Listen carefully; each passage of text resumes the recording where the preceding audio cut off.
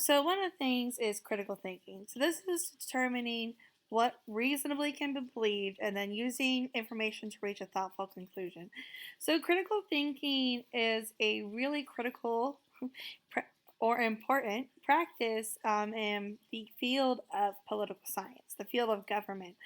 A lot of people have very subjective views, but it's really important for us to be able to see the actual data and be able to determine what is actually going on using critical data points, which we'll talk about a little bit later this semester. So it involves the careful evaluation of information and forming a opinion, forming a judgment about the issue. This enables citizens to act responsibly, namely through voting, making good choices with voting and involving themselves in different areas of politics. And it requires a willingness to listen to alternate points of view. We know that with political science, a lot of uh, things have become very um, they have become a way of really being able to start an argument, right? Against friends, against family. So, what's important is being able to know the facts, being able to take the emotion out, and being able to actually critically think about what is actually going on. So, obstacles have increased in recent decades. There's very newer sources of information, namely social media, news media, and they usually hide contradictory information, meaning that they hide information, contrary opinions to what they're trying to convince their audience.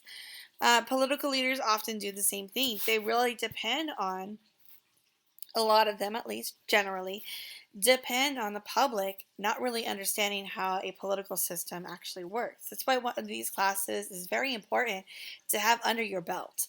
It's very important to be able to understand what political leaders say, what they promise, and what they're actually able to do.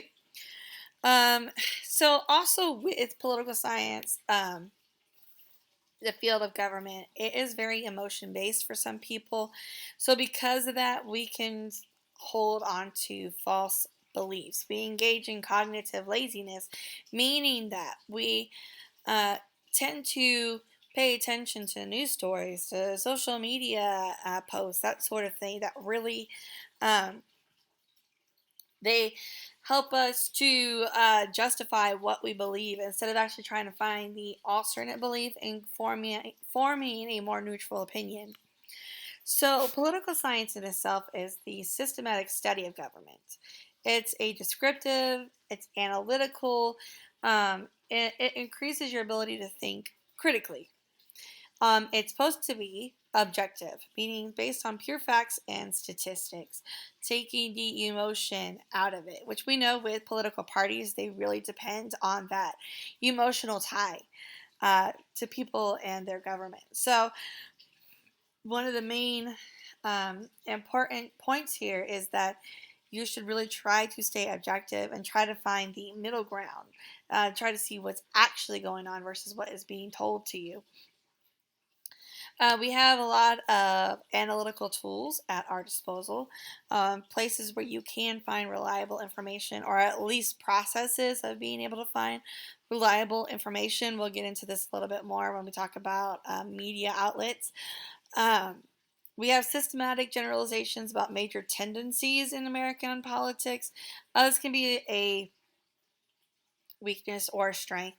Uh, Generalizations are made by news outlets to justify what they um, want to tell their audience. But at the same time, it is also important to have these generalizations about different trends that tend to happen after major political events, um, which can give us an idea of what is successful and what is not successful in our past government's efforts.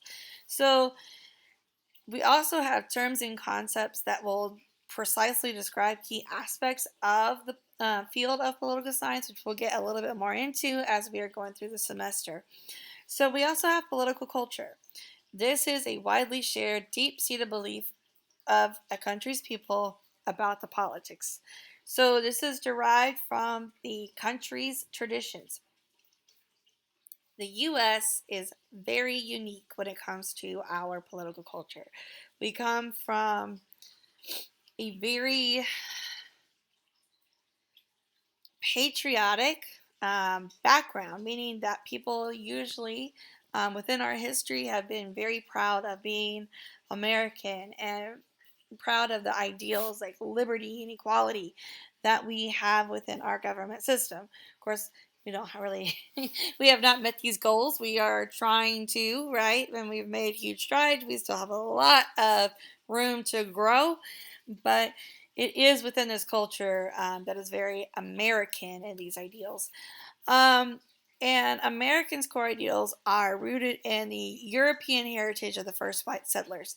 So that is talking about the colonists that first came over and all of their experiences with the monarchy that they endured, and trying to uh, really go away from that type of government to what we have now. So, liberty. Liberty is the principle that individuals should be free to act as they choose, provided that they do not infringe unreasonably upon others. Again, this is one where we have had a lot of room to grow, right? Especially with our history of slavery. We definitely did not embrace this core value of liberty at that time. But we have tried to make strides, especially recently, in trying to pursue this idea of liberty. Um, we had unsettled land that fostered freedom through migration. Our country is very unique in that idea of manifest destiny, the idea of America growing, of opportunities growing, being able to move west, create your own city, create your own state, what have you. It's a very American ideal. And many fled Europe to escape religious persecution. Was during a time when you were either Protestant or you were Catholic. And if your area was Catholic and you were Protestant, you were very much in danger of being killed due to your religious beliefs. So many fled Europe to the United States to try and escape this persecution. We have this ideal of individualism. So this is that commitment to personal initiative and self-sufficiency. So oftentimes my students don't really realize how individualistic America is. And so I bring up a country like Japan. So, one pure example of this. When you're in high school, right, you have your choice of electives. Basically, do you want to be a band? Do you want to be in choir? Do you want to be in art? Do you want to do some type of sport, right? And this is very much connected to the individual, what they want to do. Versus in a country like Japan, you are a part of a class. And within that class, your class chooses what they want to do for their elective. So it's very much based on the greater good of the class, not the greater good of the individual. So if your whole class, the majority of them want to play football and you don't, guess what you will still be doing for that semester? Playing football, right? It's based upon that group idea. So this idea of individualism, chasing what the individual wants to do, is very much an American ideal. Like Tocqueville says, it is America's chief aim to remain their own masters, to control their own lives, and to pursue their own dreams. So equality, and this is again one of those that we are still working toward, right? It's the notion that individuals are equal in their moral worth. Um, when the country was first created, this was really pushed towards white males for equality. As we have evolved as a nation, this eventually came to include, so we went from all white males owning property to all white males under Andrew Jackson. Then after the Civil War, all males in general, so all minority males were included. It wasn't until 1920 that women were included in this. And also, this is talking voting wise. And then after this, taking away things like Jim Crow and those barriers, making it so a woman could have their own bank accounts, which didn't even happen until like the 1970s or 1980s. You used to have your brother or your father or your husband have to sign for your bank account for you before you could own a bank account. So we are still very much chasing towards this notion of equality, right? There's still a difference in pay between males and females and all those different things. You notice more the top people in companies are mostly male, right? Same thing with college professors. You notice the higher up in the universities you get, most of the professors are males. So we are still very much chasing towards this notion of equality. Self-government. So this is the principle that people are the ultimate source of their governing authority and should have a voice in their governing. So a lot of the colonials had their own ways of self-government, such as the House of Burgesses with Virginia. And this has very much stayed as an ideal throughout our nation's history. This ideal of having yourself heard whenever you were experiencing having laws and everything made for your area, for your state. So Americans' cultural beliefs are very idealistic. Again, we are still working towards these. We have seen huge failures so far, right? Things like slavery, post-slavery, the Jim Crow era, that means segregation, poll taxes, literacy tests, which we'll get in later in the semester. So we are still very much chasing towards this notion of equality, and we still very much have a long way to go. So equality has never been an American birthright. A lot of people think, oh, well, America, they always were based on that notion of equality, right? Wrong. We have not had that as our core value our entire existence. It's become something that has evolved over time.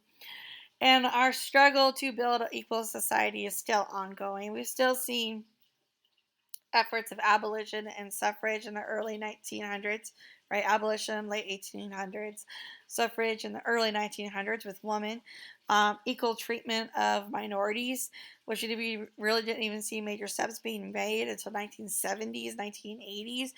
The LGBTQ community that has just now really started to see strides towards equality.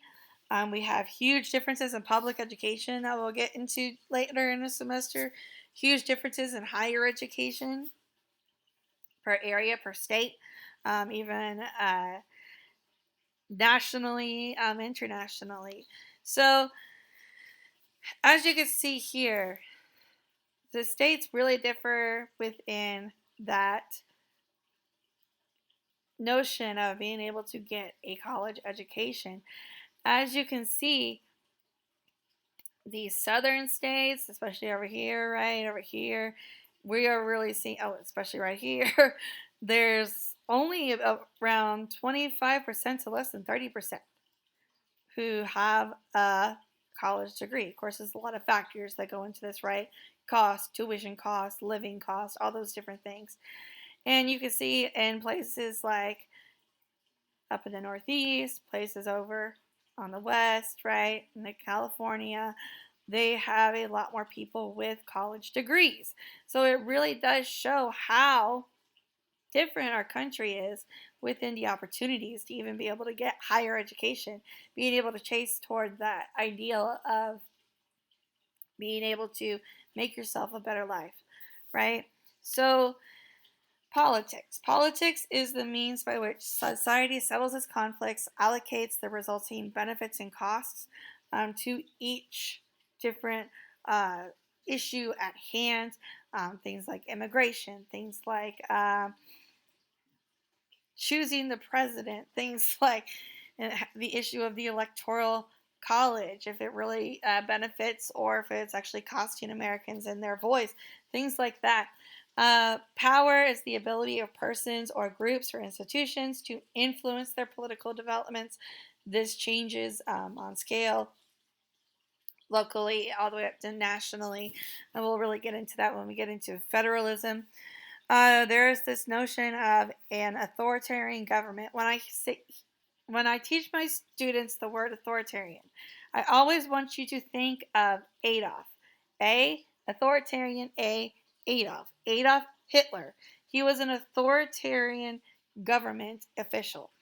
They repress all political opponents. Basically, what they say goes.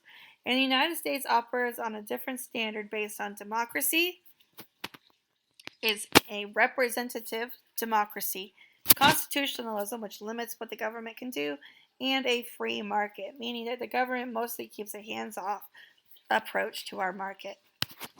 So, democracy is a system in which people govern either directly or through elected representatives. So, in our country, especially more on the national level, we operate through elected representatives. So, we also have this idea of majoritarianism, meaning that the majority effectively determines what the government does.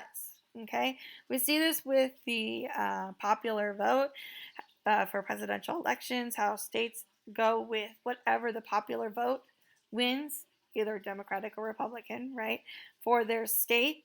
Whatever the majority of the people vote for their state, that's what the state votes for their electoral college points. This is a system of majoritarianism. We also have this notion of pluralism. So this is the preferences of special interests largely determine what the government does. We'll really see this whenever we start talking about lobbying. And then we also have authority. So this is the recognized right of officials to exercise their power. Okay? If a president is not recognized by the people as having power, they are a lot less likely to support that official in whatever they do in the government, right? It's such a huge problem whenever they were in the monarchy system. If a king or a queen did not have the power of their people, did not have um, the ability to depend on their people because the people did not really okay that person, they didn't believe in that person, they did not support that person, then they were usually, that's whenever you saw rebellion and kings and queens being beheaded and taken out of power. Authority is a huge thing whenever it comes to the government, and it is that recognized right to actually be able to exercise power.